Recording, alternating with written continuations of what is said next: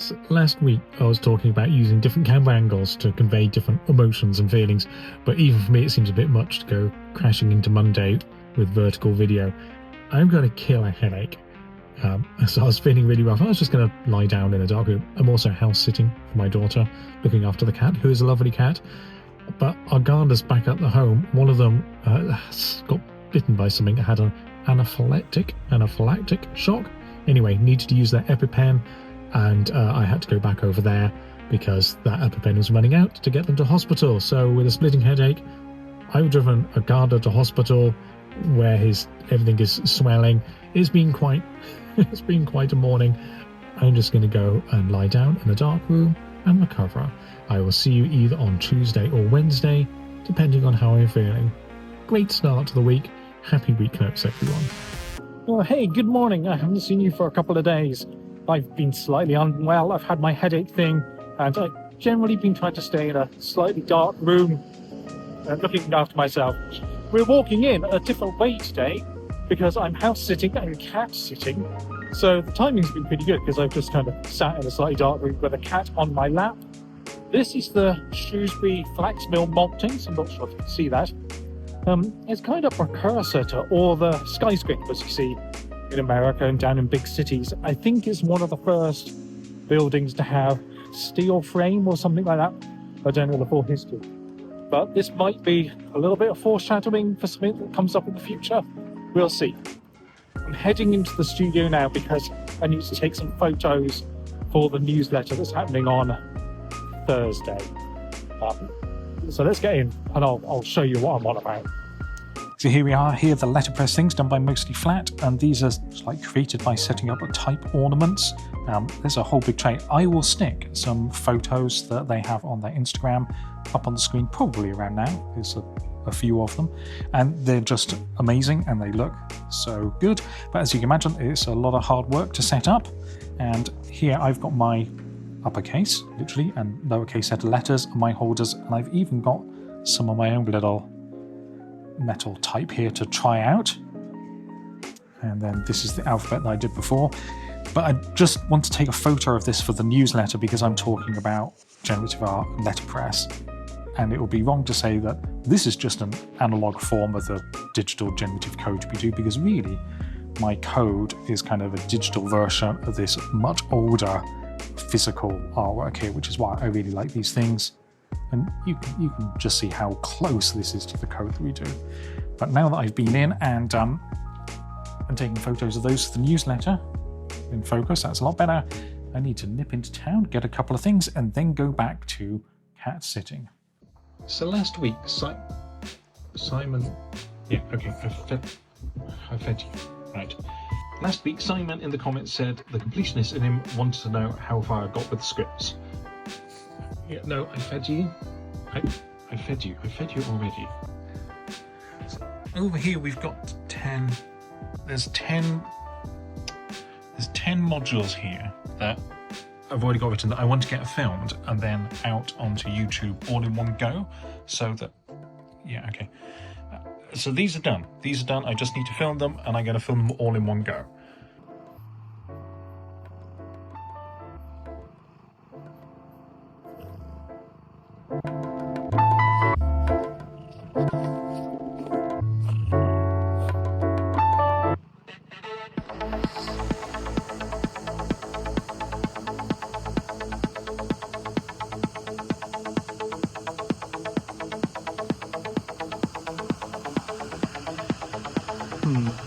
I have thoughts. Alright, so it's a little bit dark, but this arrived the other day and I've got to unbox it here. A nice flatbed scanner. I was talking to my fellow studio owner the other day and I was asking them advice on which scanner to get, because I've looked at reviews and half the time people are going, this is the best scanner ever, and the other half go, this is trash. So I really wanted someone with scanner experience. They recommended sort of this model. I couldn't find the exact one they recommended, but this was on cheap.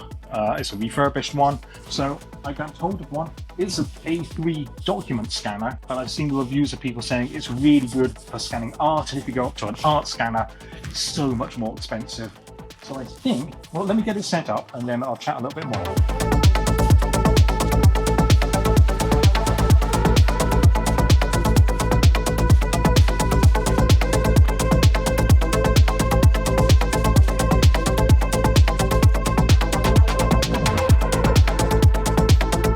here it is. It's a lovely A3 flatbed scanner, which is great. Like I was saying before, there's a whole bunch of like A4 ones that have got good reviews or bad reviews, and then suddenly you jump up to A3 and things get a lot more weird. One of the reasons for having this is because I've got an exhibition in October, maybe, possibly, it's the first time mentioning it, where I'm going to be talking about these things here, or doing the Sea House and the West exhibition. These inks I really like, but they're not light fast. These will fade, and I need to make some prints out of them and preserve them. So obviously, scanner is the answer. And because I'm going to go up to A3, possibly even A2, this lid does actually come off. You can remove this lid, so you can do A2 or even A1 in quarters and then stitch them together. So this is awesome. I'm going to pop it over there with that printer. So I guess now I've got a scanning and printing area, A2 printer, A3 scanner, and because they're both Epson, I guess it doesn't matter if it isn't, I can get an image that has known colors in it, and then I can scan on here, and then if I set up my ICC profile for here, and then print it out on here and set up a profile on here as well, and see if the output colors match the input colors, and once I have that configured, then I should have a good system for getting good art reproduction, scanning here, printing if I need it.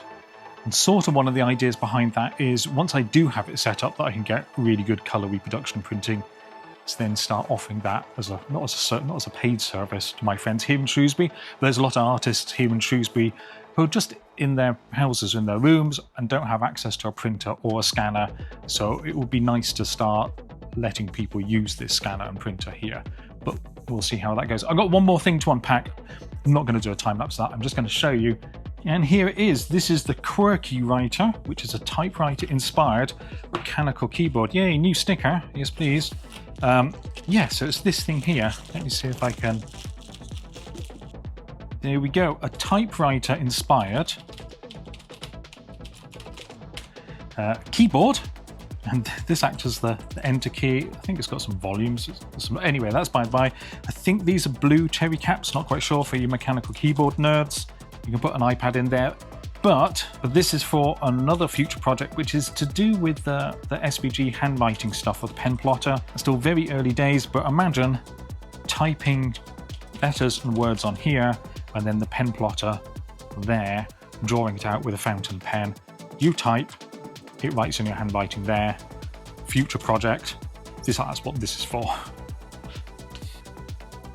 All right, that's probably, I'm not there, that's better in focus now. That's it for the week. I've done all my unboxing. This week has been pretty weird because of the cat sitting, things like that.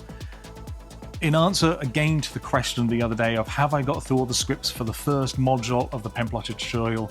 Yes, they're all done, they're all in the bag. I'm going to have to get used to using the auto cue and get all that set up next week. On holiday on Monday, so on Tuesday morning, I come in and I'm going to start shooting the first video from the tutorials. It's happening.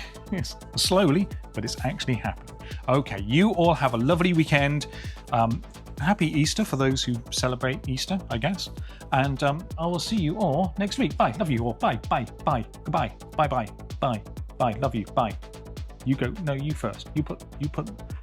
I'll do it.